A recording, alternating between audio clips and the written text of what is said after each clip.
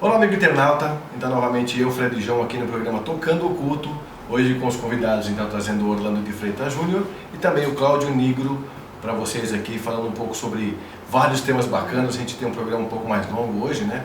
Falando sobre vários aspectos da Índia. Tem muita coisa bacana que a gente vai abranger em temas diferenciados. Mas eu vou deixar o Cláudio falar um pouquinho mais sobre a nossa conversa de hoje, para o nosso amigo internauta conhecer um pouco do que vai ser esse nosso bate-papo, porque na verdade nada mais é do que um bom bate-papo aqui, falando sobre a história antiga da Índia. Vamos começar com esses temas, né, Cláudio? Sim. Eu agradeço a presença aqui no programa Tocando o Culto, em primeiro lugar. Né? Agradeço a quem está nos assistindo também, né? Porque a gente sempre deve começar pelo agradecimento. Então, já que a gente falou em antiga Índia, eu também agradeceria a todos os grandes filósofos que trouxeram para o Ocidente, né, a sabedoria eterna dos Vedas, que é um dos temas dessas palestras que eu tenho dado aqui em São Paulo. São Paulo, Rio de Janeiro, Goiás e também na Europa. Né? Eu dei aulas em universidades na Itália e aqui no Brasil também. Então, você é roteirista, inclusive, também? Você tem outra atividade também? Eu trabalhei muito tempo em televisão em Roma. Eu morei lá 18 anos. Mas, na verdade, eu tenho a sensação de que isso foi uma vida atrás, né? Uma vida no passado. De hoje você veio com outra história para desenrolar? Ultimamente eu tenho pensado mais... Eu me ocupava muito de cultura, eu procurava o DNA da obra-prima, o que é que significava a palavra, né? Filosofia da linguagem. Esses eram os campos que me fascinavam, né? Estética, etc. E fui estudando história da cultura até tocar temas também ligados à espiritualidade, porque às vezes hoje em dia as pessoas têm medo, têm vergonha, né, das próprias perguntas. De assumir a espiritualidade também, né? De não saber quem nós somos, né? Por que nós estamos vivos. As pessoas põem uma pedra sobre isso. Exatamente. Né? Inclusive isso faz parte das perguntas desse tema de hoje aqui. Pois é. Né? E seu estudo, ainda falando na parte, você estava procurando primeiro a beleza de Deus.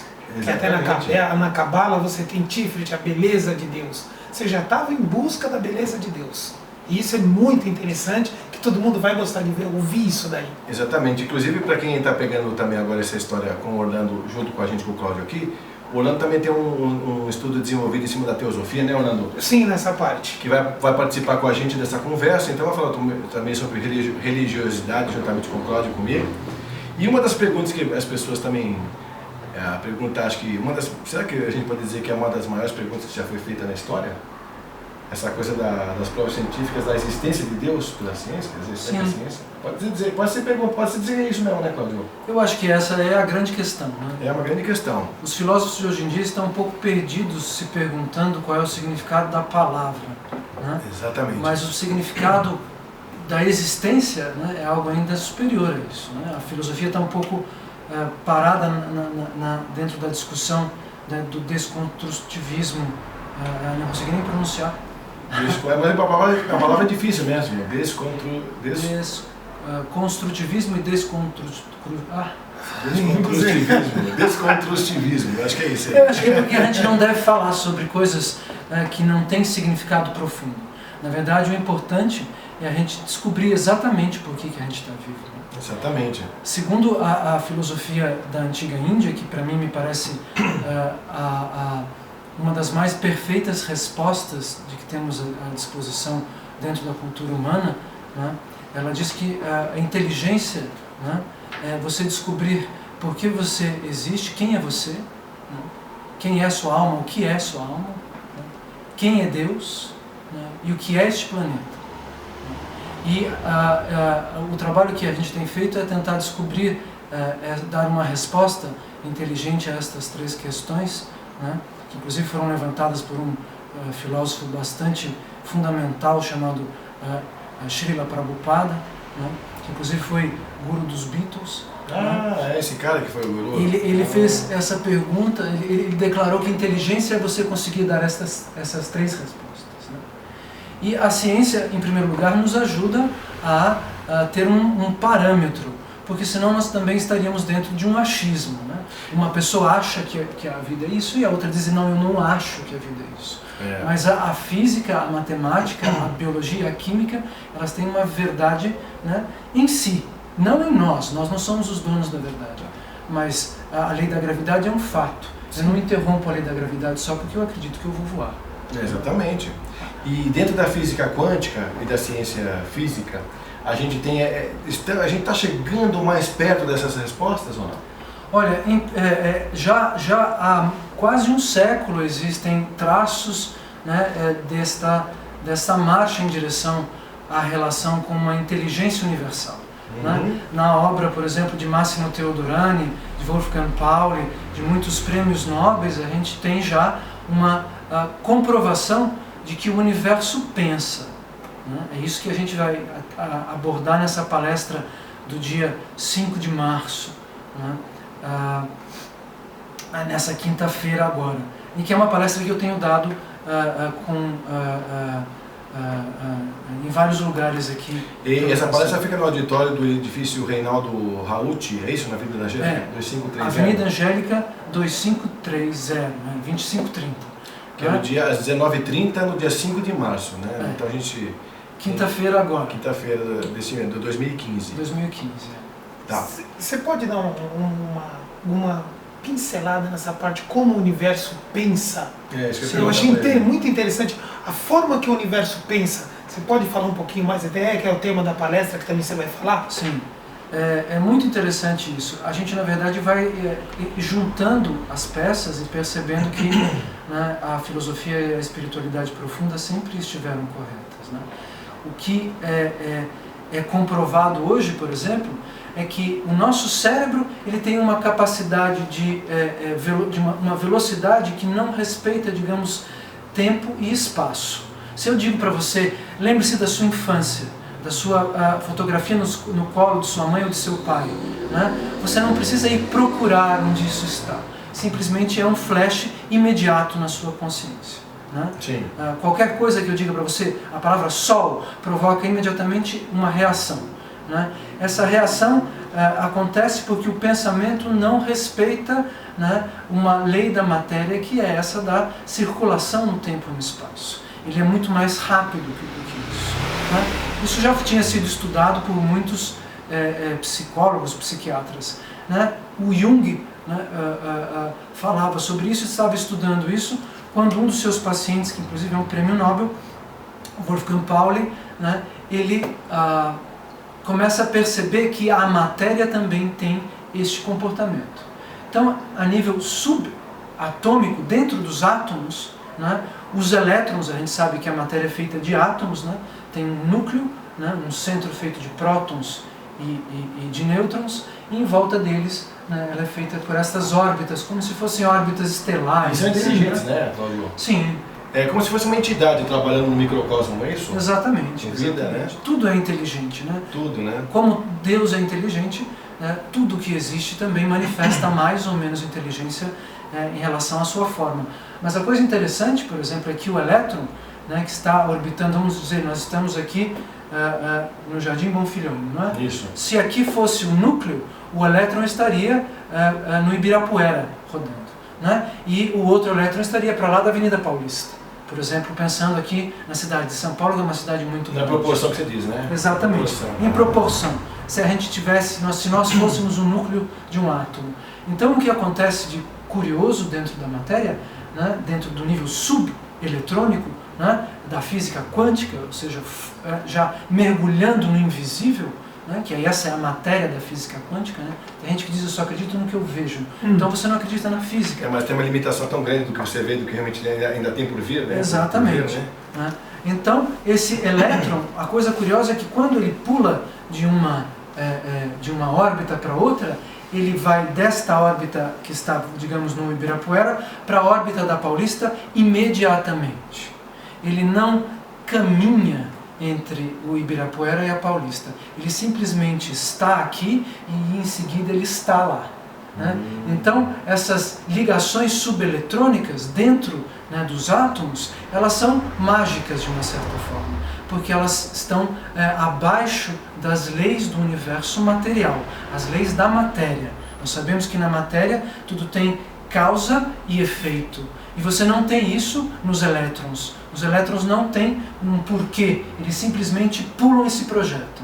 E há momentos em que o mesmo elétron está tanto numa órbita quanto na outra. Ele pode estar em 2 lugares, né, ao mesmo tempo, no Ibirapuera e na Avenida Paulista. Como um próprio desdobramento do próprio elétron no mesmo lugar ao mesmo tempo. Exatamente, ele está, né, num movimento que é similar ao movimento do nosso pensamento. Interessante, né? Parece que a gente vive em tudo. O micro é igual ao macro, que é igual ao que está no meio, que somos nós que conseguimos enxergar, na verdade, uma proporção muito lenta o macro e muito rapidamente o micro, né? Porque na verdade o micro acontece de uma velocidade muito mais intensa, né? Agora, o que é engraçado, a gente teve não sei qual é o nome do cientista, você talvez lembre dele, que disse que mesmo daqui a 150 anos, as mentes mais brilhantes deste século não vão conseguir entender o que já foi descoberto em CERN, lá naquele campo de experiências dos elétrons, né? Quer dizer, tem muita coisa que ainda está para se revelar que a gente nem imagina que já aconteceu, né?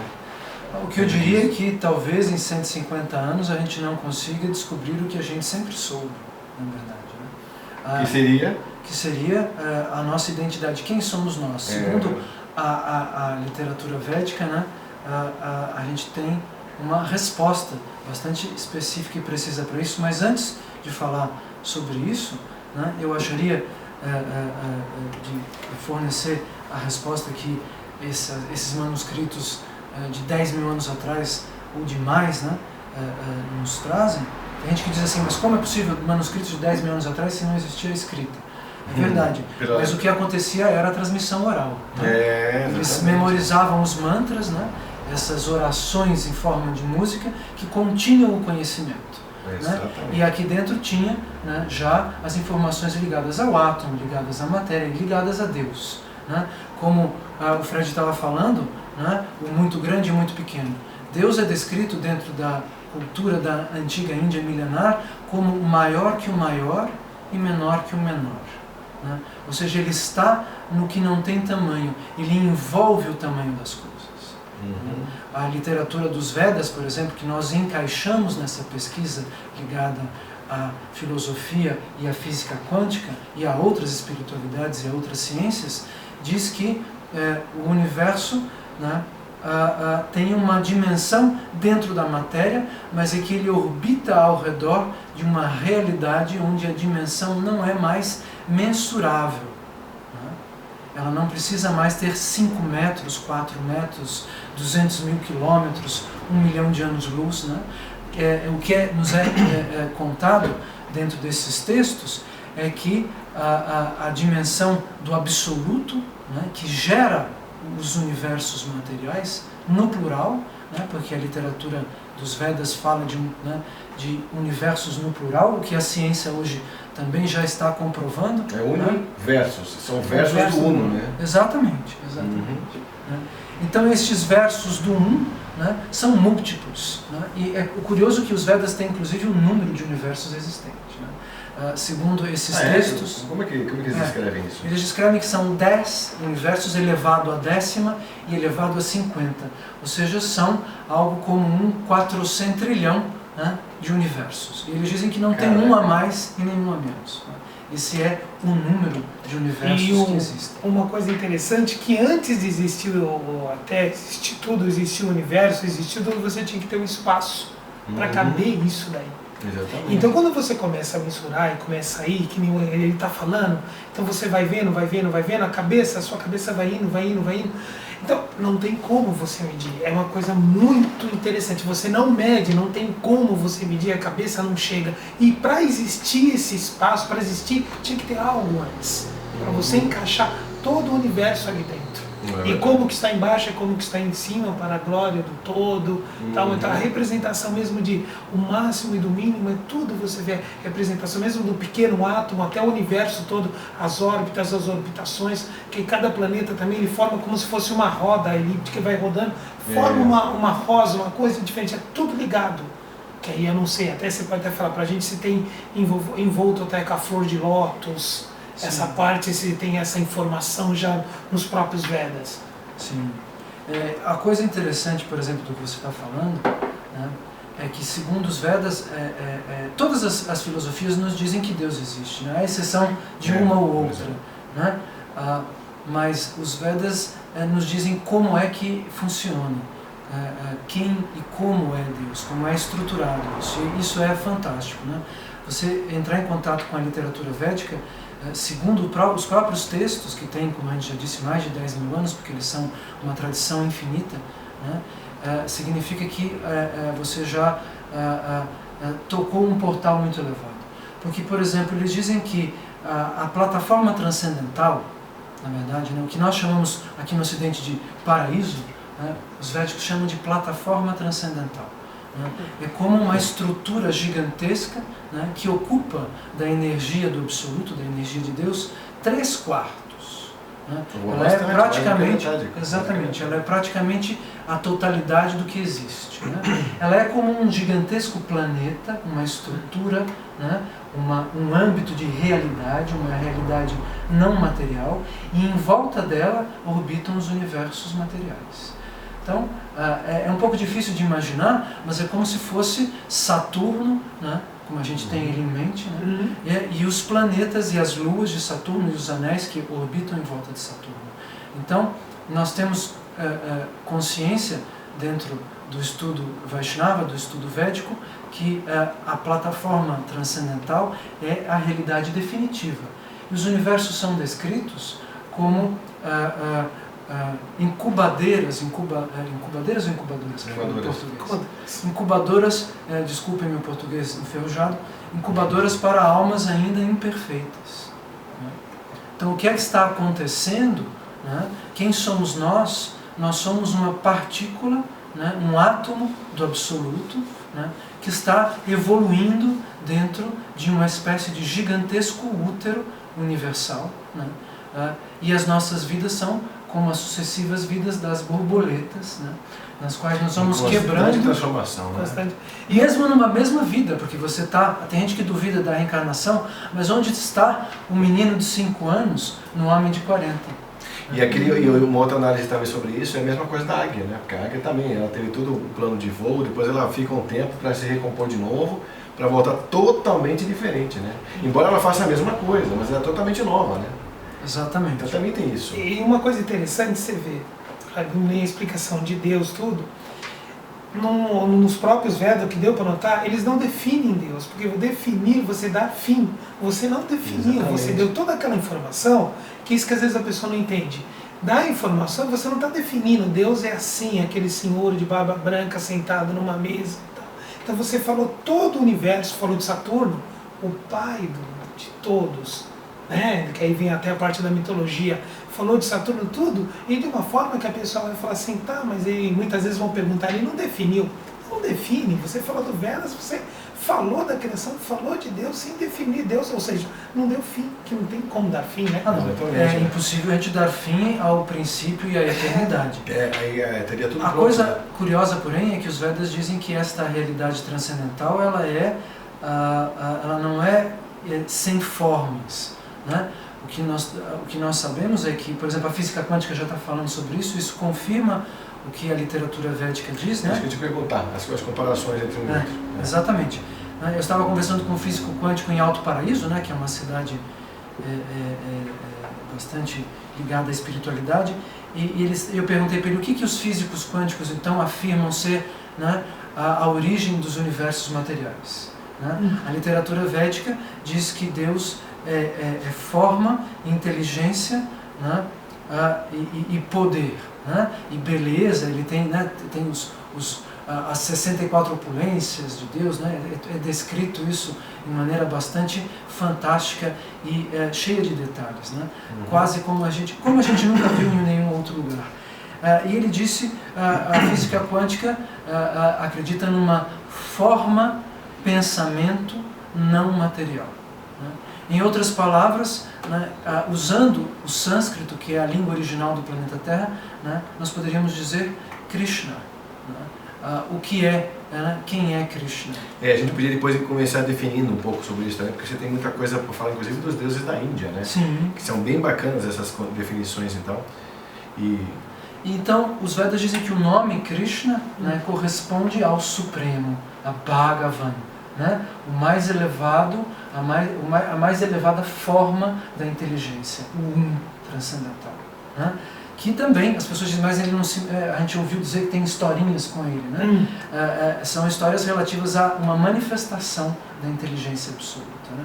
Inclusive a palavra Christo, que vem do grego Christos, né, que significa ouro, na verdade deriva do sânscrito Krishta, que é uma pronúncia diferente de Krishna. Né? E a palavra Krishna, né, significa o todo atraente. Né? Então Deus é descrito como sendo o sol transcendental, né? Um núcleo, né, em redor do qual tudo roda, tudo orbita, né? E digamos a fonte, né? A fonte mesmo, né? Como a gente pode dizer, o jorro transcendental do amor. Né? Os Vedas dizem que ele não tem como defini-lo de uma única maneira, porque ele tem infinitas formas, infinitos nomes e infinitos corpos. Mas o que é interessante nos Vedas é que eles dizem que Deus, que cada corpo de Deus tem um nome e uma função, uma lógica, né?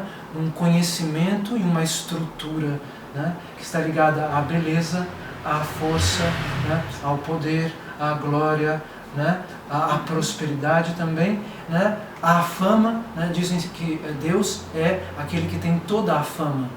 E também, logo a seguir de ter toda a fama, ele é descrito como aquele que tem toda a renúncia. Né? O que abre o caminho para as nossas mentes na relação com a humildade. Por que é que nós temos que ser humildes? Né? Porque nós temos que aprender de Deus a lição de como existir. É por isso que nós estamos neste período. Exatamente, que é uma lição muito difícil, né? Está sendo muito dura, inclusive nesse período que nós estamos vivendo, né, Cláudio? Que está cada vez mais difícil, as pessoas parecem que esqueceram o que foi dito há 2000 anos atrás. Esqueceram o que foi dito há 2 e há 10. Desde sempre. E desde sempre, cara. Parece que Aí tem aquela parte da idade do ouro, a idade da prata, tudo, quando estamos na idade do ferro, na visão teosófica, tudo, você tem no final dessa idade do ferro, entrando para a idade de ouro novamente, o que acontece? Tudo que veio resquício daquilo que não deu, digamos entre aspas, que a pessoa não evoluiu, não deu certo. Seria como se tivesse dado a última chance, vai agora. Porque depois não. Porque você tem toda aquela chance dos dias, inclusive até da parte da manifestação, Deus como unessência, trine manifestação e sétupla evolução. Esse sétuplo pode ser de várias formas e vários tucos e vaína, aquela coisa crescente, que é o que ele estava falando agora.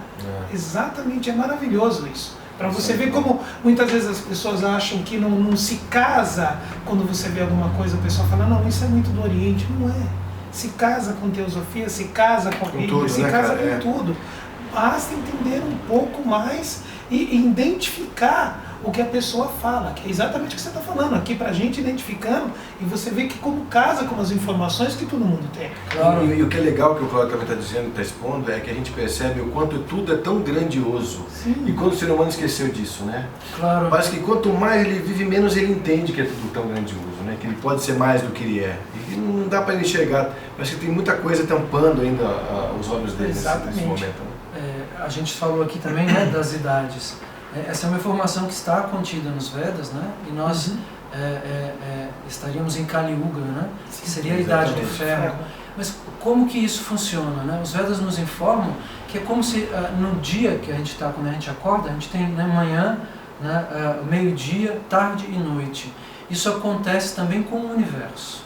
Né? Então nós estaríamos atravessando um momento, digamos, de noturno do universo, né?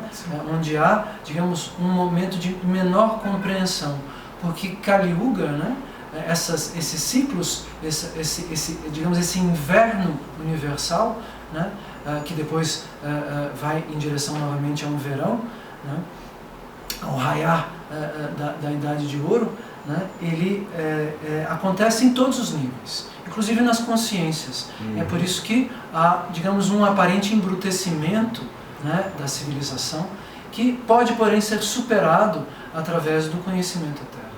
Exatamente, seria uma curva descendente, vamos dizer assim, esse Kali Yuga, para o nosso amigo internauta entender, depois se preparando exatamente para a nova subida que está começando lá na frente, né?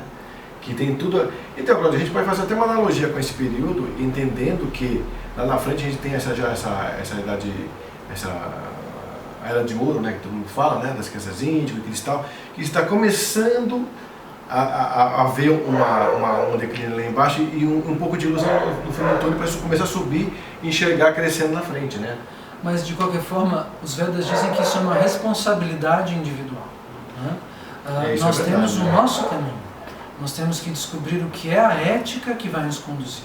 E é o que está faltando tanto hoje em dia, né, Cláudio? Puxa vida, o que está faltando de ética hoje em dia, né? E o bonito, por exemplo, dessas escrituras é que elas têm a ética escrita, né? Eles dizem o que é a ética, né? Como é que você se comporta, né?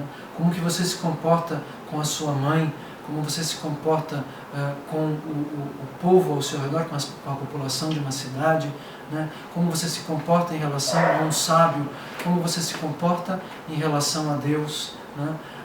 Porque o processo da nossa evolução também poderia ser descrito como uma forma de nós estarmos educados o suficientes para estarmos trabalhando junto ao Supremo Deus, né? Junto ao Absoluto. Nós não somos mais, digamos, seres involuídos, seres demoníacos, mas nós temos a educação necessária e suficiente para que a nossa consciência volte ao Supremo, volte para casa, né? Conhecendo também a diferença entre o Supremo e nós, porque é verdade que nós somos divinos, né? Nós somos partículas de Deus, né? Mas a literatura védica nos ensina que nós temos que reconhecer o absoluto, né? Há alguns pensadores védicos, né, que dizem que o universo não tem centro, mas seria difícil você entender como é que existem leis se não existe algo que esteja governando e dirigindo essas leis. Não está tudo perdido no meio do nada, né? Não, é o contrário do caos. Nós estamos numa fase caótica ainda, mas é uma questão de evolução. É como uma criança que diz, mas por que eu não alcanço em cima da geladeira? Porque você ainda não cresceu. Né? Mas o interessante é você perceber que, sendo divinos, nós temos que nos reconectar com a fonte da inteligência. Fazendo uma pergunta agora, você falando essa parte, como é que teria um caminho? Porque o próprio internauta ele pode perguntar como é que eu chego até lá, mesmo lendo os Vedas, procurando os Vedas, mas tem um caminho mais fácil, um pouquinho pelo início. Ele falou, estou iniciando, como é que eu faço para trilhar esse caminho do sentido, do correto? Como é que faz? O que você pode dar de luz para eles? Sem dúvida alguma, a gente poderia dizer que a leitura do Bhagavad Gita é fundamental, né? Mas é necessário também que alguém te dê uma chave de interpretação. Isso. A gente começa lendo o Bhagavad Gita, e o primeiro capítulo do Gita, por mais que ele seja muito bonito, né, ele nos soa diferente, um pouco confuso, porque ele é a continuação do Mahabharata, né? E o Mahabharata, né, descreve uma guerra, a guerra que dá origem a Kali Yuga, né? A essa confusão política e mental que acontece nessa pequena noite universal, pequena relativa ao universo todo. Sim, para nós ela é um pouco longa. A gente pode descrever que seriam guerras dos UFOs? Essa guerra... Mas antes de chegar na guerra, eu gostaria de terminar e te dar essa resposta. Antes de chegar nessa estrutura, a gente tem que perceber, por exemplo, que o Gita ele tem significados para várias dimensões, para várias compreensões, né? No Gita você tem a inteligência suprema conversando com um devoto, com um guerreiro que quer acessar a inteligência, né? Arjuna. E Arjuna precisa descobrir o que está acontecendo, né? E ele diz, eu não quero lutar. Né? Só que nós temos que perceber que não é possível, no nosso nível de evolução, né, não agir, não lutar. Porque a nossa vida parece uma guerra. Ela parece uma guerra, às vezes, dentro do nosso cérebro. Às vezes, na família, com o trabalho, na política. Né? E fazendo um gancho com o que você está falando agora, Cláudio, e está cada vez mais tenso essa questão dentro da gente. Porque a gente sente a velocidade do tempo dentro de uma cidade grande violenta, de cobranças o tempo todo. A gente parece que passa o tempo de 30 dias em 15, né? Essa velocidade com que tudo acontece, e a gente não está vendo soluções, inclusive por causa das tempestades aí com relação aos nossos desgovernos, às nossas atitudes insanas e tudo mais. Então parece que está tudo realmente um grande caos, né? Portanto, por causa até da Kali Yuga. E essa questão eu acho bem interessante, porque exatamente ela vai elucidar com clareza. Isso, segundo os Vedas, é um convite para que você faça a sua autorrealização. Você enxerga que ao redor, né, você tem uma desarmonia, e você vai procurar a harmonia dentro de você. Ainda bem que você enxerga o caos, né? Porque você consegue ver através disso uma luz. É importante que a gente saiba distinguir o joio do trigo. Isso é um ensinamento fundamental. Então nós podemos enxergar que existem coisas que são caóticas, nós temos que descobrir aonde estão as mensagens mais purificadas. E, além de ler o Bhagavad Gita, né, o caminho que os Vedas nos propõem é um caminho de ética. Né? Você tem que descobrir, em primeiro lugar, o que é a ética. E os Vedas explicam isso dentro do Bhagavad Gita. Vou te perguntar agora, o que é ética, Cláudio? A ética é o contrário da intoxicação. Né? Ética, a palavra ethos vem do grego e significa relativo ao costume superior. Né? Mas ela já existia, essa ideia nasce na civilização védica. A gente tem um conceito errado de ética? A gente às vezes tem éticas ligadas à nossa plataforma, ou seja, eu estou numa realidade na minha cabeça e acredito que o certo e o errado é assim. Né? Só que nem sempre eu já descobri o que é verdadeiramente certo. Né? Os Vedas dizem que é o absoluto que tem que nos dizer o que é o certo e o errado. Mas então, nós não podemos adivinhar o certo e o errado. Né? Dizem que Sócrates, eu ouvi isso de Shruti Maharaj, que é um guru muito iluminado, né? Dizendo que Sócrates foi visto na praia catando a água do mar com as mãos, né? E jogando num buraco, e que Platão, que era muito mais jovem que ele, né? Que se torna discípulo dele depois, disse: mas o que o senhor está fazendo? O senhor não vê que isso é inútil? Né? Busca pegar água e jogar dentro de um buraco, olha o tamanho do oceano. E disse: mas por que, se é o que todo mundo está fazendo, tentando com as próprias mãos, com os 5 sentidos apenas, colocar o universo dentro da própria mente? Né? Sócrates diz que isso é impossível, e os Vedas confirmam isso. Né? Você precisa que o absoluto te informe de como é o bem e o mal. Isso na como prática é a intuição? Na prática não, isso é a leitura dos livros sagrados. E aí você falou da chave, até uma coisa que você está falando do Mahabharata, da briga, na teosofia, nessa parte é conhecido como a briga da parte lunar e solar. Que tem lunar e solar. E aí, quando falou da chave, eu fiquei na chave, fiquei pensando assim, a chave, que tudo precisa de uma chave. Qual que é a chave ali do Bhagavad Gita, para a pessoa poder até entender um pouquinho mais isso daí? Qual que seria a chave? Ou então, uma delas? Eu vou responder as duas coisas. Você pergunta qual é a chave e você me pergunta se o caminho é a intuição. A gente ouve muito também dizer que eu tenho que seguir meu coração. Mas se meu coração ainda não está purificado, fica difícil para que eu possa segui-lo. Né? Vamos supor, eu vou dar um exemplo. Todos nós tivemos alguma relação afetiva, talvez, de brigas no passado, ou tivemos um inimigo. O coração do inimigo estava certo? O coração de uma pessoa que resolve que você precisa sofrer está certo? Né? Na verdade, é necessário que a ética entre em campo para que você possa purificar o seu coração. E você precisa saber o que é a ética através de pessoas que já têm a ética nas mãos. Isso é fundamental. Então, e é por isso que a gente se apoia nessas escrituras que tem 10 mil anos, que já lá atrás falavam sobre átomo, falavam sobre plataformas transcendentais, sobre universos paralelos. A gente sempre esteve com o conhecimento aqui. Né? A questão é kármica. Quando você está pronto, a porta se abre, né? E os Vedas começam a chover sobre a sua cabeça de várias fontes até você chegar à fonte definitiva. O Cláudio, não chegou isso em grande escala para a humanidade como informação, de divulgação de mídia e tal, porque realmente a humanidade não está pronta para absorver um conhecimento desse, poucos estão interessados em fazer esse caminho desse conhecimento, chegar mais longe. Como é que você vê essa questão? Porque há, digamos, a ilusão da matéria, né? Nos é descrito nos Vedas que nós somos iludidos por Maya.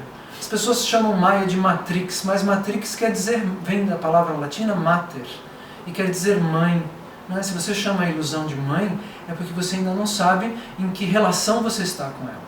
Né? Existe uma manifestação externa, ela é externa ao corpo transcendental de Deus, né? Ela é uma energia chamada Maya, ela é uma semideusa, né? Encarregada de fazer com que o nosso processo seja lento, para que a gente possa aprender muitos detalhes da relação com Deus. Né? Ela, digamos, como se Deus jogasse xadrez contra, né, um computador que fosse também tão inteligente quanto ele. Né? Então, ela nos prende aqui através da ilusão. Através da ilusão da realidade. O que é esta mesa que está aqui? Né? Ela é real ou ela é ilusão? Né? Muitos simplificam o conhecimento da Índia transcendental e dizem a mesa não é real. Se eu bato com força eu posso machucar, né, a mão. Na verdade a mesa é real, mas ela é provisória. E nós temos que descobrir da onde vem a realidade eterna, né, da onde os universos provisórios emanam, não é? Que é Deus. Então, nós temos que perceber que isso que está acontecendo ao nosso redor, política, brigas, família, fome, dinheiro, interesse, isso tudo na verdade é secundário. O que é interessante é a sua ética e a sua relação através da ética com o amor que você pode desenvolver diretamente com o Supremo. Né? No Gita, Krishna diz: abandone todas as religiões e renda-se a mim, ao seu Sanatana Dharma, a sua relação direta com Deus, o onipotente, o absoluto. Quando o seu coração está limpo, isso é possível. Né? E o processo é muito bonito, é o que há de mais divertido para se fazer aqui no planeta Terra. Então, eu te fazer essa pergunta. Qual que é a dica que você deixa para o nosso amigo internato a respeito dessa busca? Ela é mais do que uma dica, eu teria que falar um pouco. Digamos que você tem que se purificar em todos os aspectos. Né? O que você come, o que você pensa, o que você pronuncia, o que você bebe, né? O que você lê, o que você ouve. Né? O processo de autorrealização, que é descrito como superior até, digamos, ao Nirvana, né? O Nirvana está contido nos Vedas, mas ele é descrito como um êxtase provisório. Né? Ele é um êxtase, digamos assim, um jardim onde você entra, mas você tem que quebrar a corrente do samsara. Né? Você tem que parar de encarnar na matéria. Né? Sentir um êxtase constante ainda não é essa etapa. Né? Há um livro muito famoso dentro da cultura védica chamado Muito Além do Nirvana. Não é? Então esse processo de autorrealização que vai ainda mais longe, né, nos diz que nós temos que superar tudo isso. Isso passa através de uma purificação em todos os níveis, tanto do ponto de vista químico, né, quanto do ponto de vista, por exemplo, dos seus pensamentos. Como é que uma pessoa, que trata mal a mãe, né, que rosna para os pais, né, acha que é uma pessoa espiritualizada? Como é que uma pessoa que ainda não consegue ser gentil com as pessoas que ela ama, né, com as pessoas da família, né, com o esposo, com a esposa, acha que está fazendo um caminho espiritual?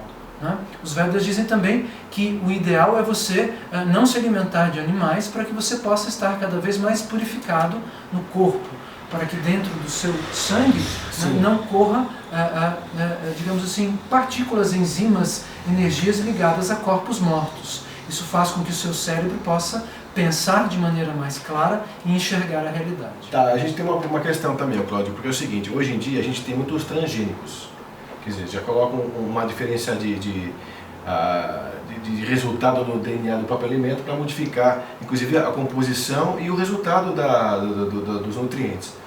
Quer dizer, a gente está vivendo um período muito conturbado, porque a mesma terra que plantava-se há 20 anos já não tem os mesmos componentes para poder fazer germinar aquela laranja com a mesma propriedade, assim, qualquer outro tipo de alimento que você plante ali. Os transgênicos vêm para modificar tudo isso. A gente tem essa massa de mídia poluindo todo o ambiente onde a gente pensa em alguma coisa mais positiva, porque eles bombardeiam com notícias realmente mais sensacionalistas e destrutivas até, né? Quer dizer, por onde você vê, por onde você olha na tua conjuntura, tudo é muito denso, né? Como a gente estava conversando, a gente tem a cidade grande nos cobrando muito, no sentido do trabalho em si, da dificuldade hoje em dia de se viver bem, a violência que impera, da alimentação que é difícil, a gente está falando sobre alimentação, né? Porque a alimentação tem muito em cima disso como resultado. E, enfim, a gente está vendo um panorama muito denso aí, muito negro. Como é que a gente, dentro desse panorama, dessa realidade, dessa dificuldade, a gente consegue chegar num ponto de equilíbrio, ou que a gente consegue chegar num ponto mais à frente? Procurando, né? A gente tem que ter a força de vontade de procurar o que é evolutivo, o que é mais evoluído, né?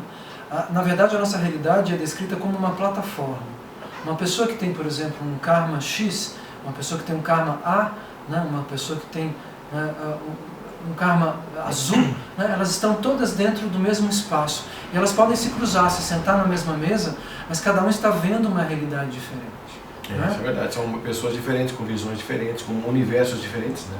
E isso está ligado à questão ética, né? Quando por exemplo, o que é ensinado no Bhagavad Gita, né? Que às vezes a gente tenta explicar nos cursos, vai ter um curso também só sobre o Bhagavad Gita, né? Para decodificar esse acesso. E esse curso tem quanto tempo? Esse curso vai ter uma palestra daqui a um mês, que vai durar 3 horas, e depois a gente vai fazer um curso... Só de Bhagavad Gita? Só de Bhagavad Gita. Caramba! Mas é muito bonito, né? Porque ele ensina a gente a controlar os sentidos. Né? Como é que você faz isso? Na verdade, é o que Krishna explica para Arjuna. Isso é muito legal, pessoal. Então, está acho que é escrito legal, no texto. Então, é quase impossível a gente repetir o Bhagavad Gita, porque ele é pronunciado por uma fonte de inteligência muito mais elevada do que a minha, do que a nossa. Né? O Bhagavad Gita tem um efeito curioso. Você lê ele na primeira vez, talvez você não entenda. Aí na segunda vez, quando você lê ele de novo, você fala, nossa. Aí passa um ano, você vai reler, você fala, eu nunca li esse livro. Né? Você toma um choque. Eu tenho lido, por exemplo, em voz alta, os capítulos, só a tradução, né? A parte que fica em negrito, é uma frase por página, né? E dá 10 minutos de leitura antes de dormir, eu leio. Todos os dias, então são 18 capítulos só, em 18 dias você leu o Bhagavad Gita, pelo menos a parte essencial, né? O que Krishna diz a Arjuna, né? Sem os comentários. Essa é a primeira leitura. E aí você percebe que cada vez, depois de 18 dias, quando você lê de novo, o sentido do livro foi transformado, porque alguma coisa entrou na sua consciência e você já conseguiu agir diferentemente. Krishna diz no Gita que somente os mais tolos não percebem que a consciência tem que se transformar em ações. É por isso que nós estamos na matéria. Nós temos que agir na matéria, né? Ser melhor com as pessoas que estão ao nosso redor, ter paciência, não ter medo, né? Conseguir desligar estas energias negativas que estão ao nosso redor, que nos assustam, que é difícil, e atravessar, né, o conhecimento através de uma guia, que é, talvez, né, a guia de um guru fidedigno, como nos ensinam os indianos, ou a própria guia de Krishna no texto do Bhagavad Gita. Orlando, você lembra aquela história que o Carvalho falava sobre a síntese, a antítese e a tese? Você vê uma pessoa correndo e a pessoa bate em você e você cai no chão. Qual que é o primeiro impulso? Pô, meu. Acha ruim? Você acha ruim, né? Pô, você tá doido? Você tá doido? Usa o seu emocional. Aí depois você para e pensa assim, mas espera aí, por que ela está correndo tanto? Aí você consegue enxergar que ela está pegando o filho correndo e está pondo ele nos braços e correndo com ele para o hospital. Aí você fala, entendi.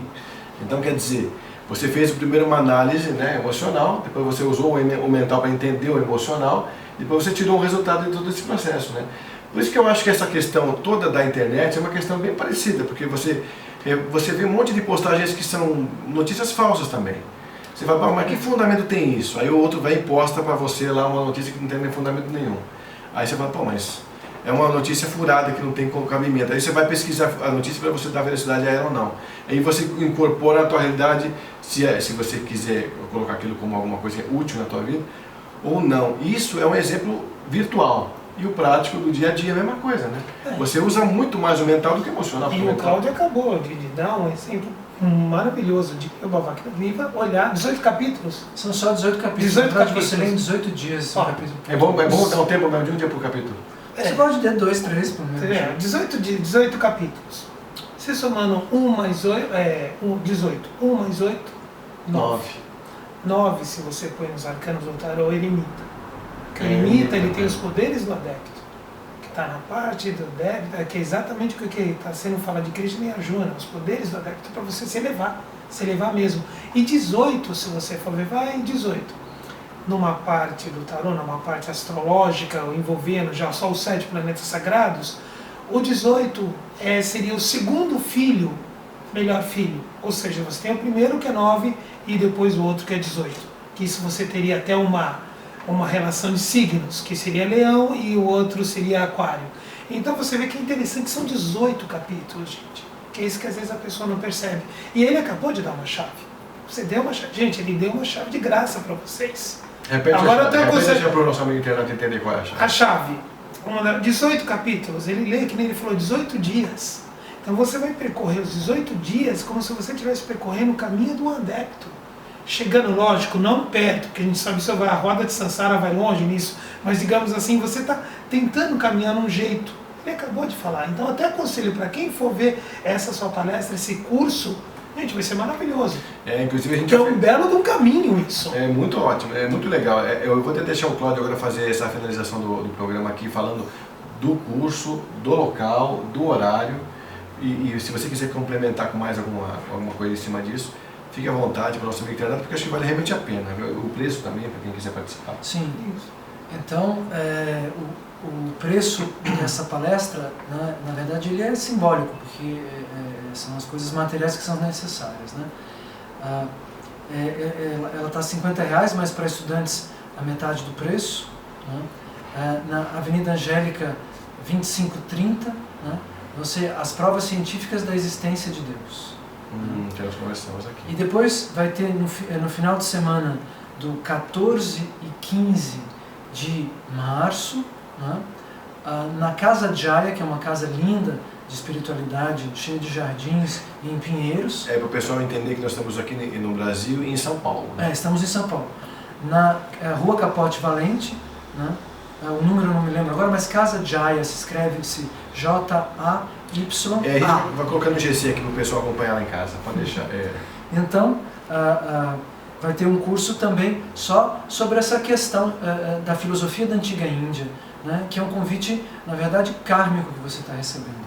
Quem tem vontade, quem tem atração por entender, né, como Deus é descrito na Índia, vai se presentear com uma maravilhosa revelação sobre, né, a estrutura dos universos. Ele falou uma coisa muito importante sobre adeptos. Né? Isso é fundamental, e esse número não é por acaso, óbvio, 18, né, é um número cheio de mistério. Quando a gente canta os santos nomes, a gente canta também as famosas 108 voltas, né, que é o 1 e o 8 também, com o 0 no meio, que amplifica. Né? Isso é toda a parte, digamos, de detalhes da numerologia, né?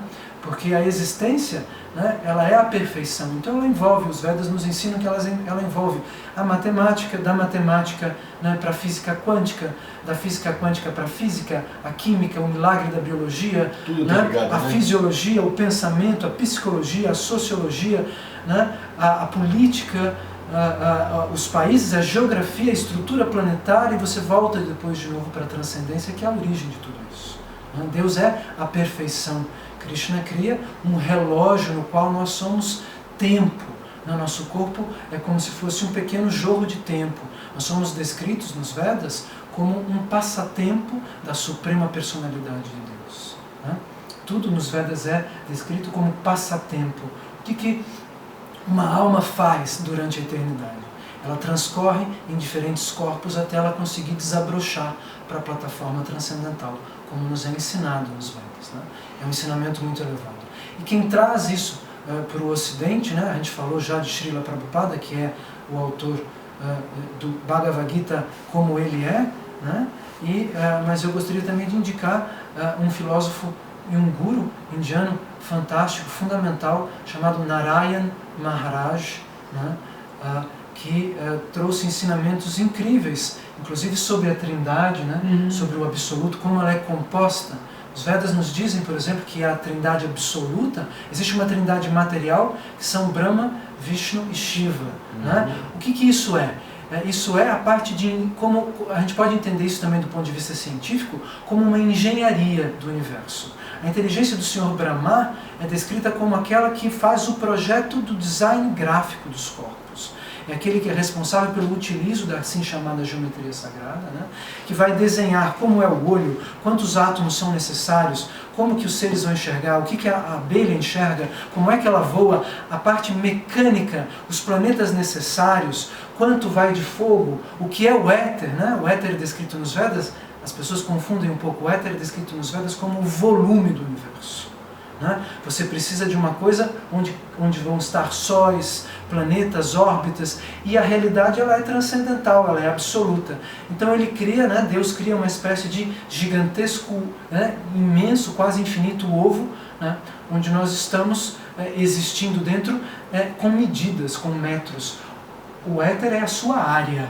Né? Ele cria como o Om, o famoso mantra Om, né? O Om abre o universo em espaço e dá ao universo o sentido da audição. Né?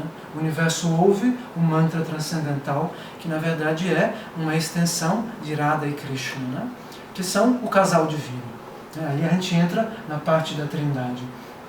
Segundo os Vedas, Deus se manifesta em 3, como a gente já sabe. Sempre 3 a matemática divina. Exatamente. O 1 é Krishna, né, o todo atraente, né, que depois vai manifestar Vishnu, né, e aí é um pouquinho mais complexo, tem que vir no curso para entender. Mas Krishna é o 1. Né, e ao lado direito dele, ele também é Radharani. Né? Na New Age, as pessoas chamam Radharani de a Mãe Divina, mas o nome dela é Radharani. Né? E à esquerda, né, nós sabemos que temos, ao contrário, a direita tem Balarama e a esquerda Radharani. Né? Então Deus se manifesta nessa trindade absoluta, né? E daí ele vai se multiplicando e se expandindo. Deus nos Vedas é descrito como um ser transcendental que tem expansões. Ele não tem filhos como nós. Ele simplesmente está em outros lugares, em outras formas, com outras funções. Né? Até que ele sai da plataforma transcendental e manifesta através de Vishnu, né? Que é o Deus responsável por todos os universos, né? E ele cria estas realidades, né? Onde os infinitos seres, as infinitas almas, são trocadas de lugar até que elas estejam prontas para sair da matéria. E esse processo nos Vedas nos é descrito como algo que acontece aqui no planeta Terra. Né? Nós somos, segundo os Vedas, o Big Brother do cosmos, pois aqui é possível, né, a autorrealização, né, que é algo fantástico e incrível de se estudar, né, e que está dentro do Bhagavad Gita, está também nos outros Puranas, como Srimad Bhagavatam, né, está nos ensinamentos, por exemplo, de um guru fantástico que vem ao Brasil de vez em quando, chamado Vana Maharaj. Né, eu não perco nunca as aulas dele, convido vocês a virem ver, porque é realmente de elevação estratosférica. O que eu estou falando aqui não chega a ser uma poeira perto do conhecimento desses gurus que habitam essas escolas da Índia e que têm uma sucessão discipular como um santo que é mentor de outro santo há mais de 10 mil anos, e a gente sabe quem é mentor de quem, tem os nomes e a vida dessas pessoas. Mas o problema, Cláudio, é que o ser menor não consegue enxergar o ser maior, a dimensão não tem condição, né? É por isso que os Vedas nos sugerem que você siga princípios, por exemplo, que você não se intoxique, que você não pratique violência, né? A não violência. Então é uma escolha pessoal, ninguém é obrigado a nada, mas os Vedas sugerem que a gente não se alimente de corpos que tiveram vivos, né? É diferente você colher uma flor, colher uma rúcula, colher uma maçã e, sei lá, né, matar uma galinha ou um cachorro. Né? Os Vedas sugerem que a gente passe por uma outra plataforma, né? E a gente consegue achar um guru fidedigno através dessas plataformas. E as outras duas são não jogos de azar, porque diz que não é bom a gente apostar contra o acaso, né? O acaso pertence a Deus. Né? E também não praticar, digamos, não ter uma vida ilícita, né? Do ponto de vista afetivo. Os Vedas dizem que a fidelidade, né, é a única forma de amor. A gente hoje acha que tem que namorar todo mundo, né? Mas isso é o segredo da nossa infelicidade. Os Vedas dizem que se você se guarda, né, e se você consegue dar de presente a sua fidelidade para alguém, você também consegue descobrir a felicidade aqui, né, ao lado de uma pessoa que vai também te dar, né, o bem mais precioso que ela tem, né, que é o corpo, né, na matéria, né, porque a alma a gente entrega, né, a Krishna, que é um guru fidedigno, se a gente tem o bom karma de encontrar com ele. Ele falou da cosmogênese, só dando uma pincelada, ele falou da cosmogênese, antropogênese, agora que você falou, para às vezes as pessoas entenderem um pouquinho, estava tudo ali. E o mais interessante de tudo, quando você falou do Om, que é o que eu acho, eu gosto muito do boca ao ouvido. Que é o começo. Boca ao ouvido. Se Deus começou por tudo, começou com o Om, ele já está falando, ouve. Então muitas vezes você tem que ir boca ao ouvido, presencial, quando você falou, até convidou para a gente ir, quando vinha o guru, porque assim, quando você está, um ser desse, quando ele vem, ele está te falando, a gente até tem amigos que já faleceram, que a gente sabia disso. Quando eles falavam, pareciam que assim, durante 20 minutos, falavam, não vai dar tempo. Mas dava o tempo e você entendia. E tem gravações que a gente tem até da pessoa, que às vezes outras pessoas escutam e chegaram para mim e falaram, mas eu não consigo entender. Eu falo, porque funciona de uma forma diferente. Quando você tem alguém especial, por trás dessa pessoa especial tem algo a mais. Como se fosse até comparando, como se fosse Krishna falando. Exatamente. Para você é o Arjuna, e o Arjuna de repente está falando para outra pessoa.